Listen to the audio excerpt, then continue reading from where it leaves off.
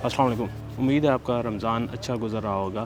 तो मस्जिदों की सीरीज़ में आज है साइप्रस की एक तारीख़ी मस्जिद बेरख्तार मॉस्क। साइप्रस में एक बार फिर से इस्लाम का झंडा बुलंद करने वाले बेरख्तार बे के नाम पर यह मस्जिद 1570 में बनाई गई।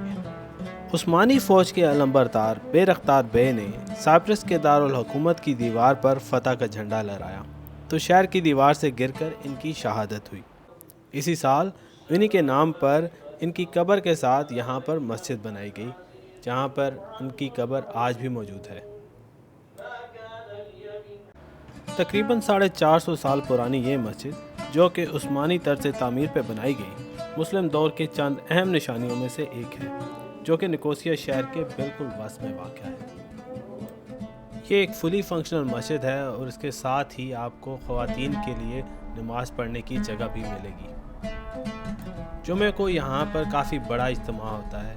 मस्जिद का हाल तो बहुत बड़ा नहीं, लेकिन सहन काफ़ी बड़ा है और सहन में बहुत ही खूबसूरत सा बाग भी है, जहाँ पे फलदार माल्टे और खजूर के दरख्त आपको नज़र आएंगे। इंशाल्लाह कल इसी तरह एक और तारीख़ी मस्जिद लेकर आपकी खिदमत में हाज़िर होऊंगा। उम्मीद करता हूँ आप मस्जिदों की ये सीरीज़ पसंद कर रहे होंगे, और अगर आप भी इस सफ़र में मेरे साथ शामिल होना चाहते हैं तो फॉलो और सब्सक्राइब करना मत भूलिएगा। मिलते हैं कल। अल्लाह हाफ़िज़।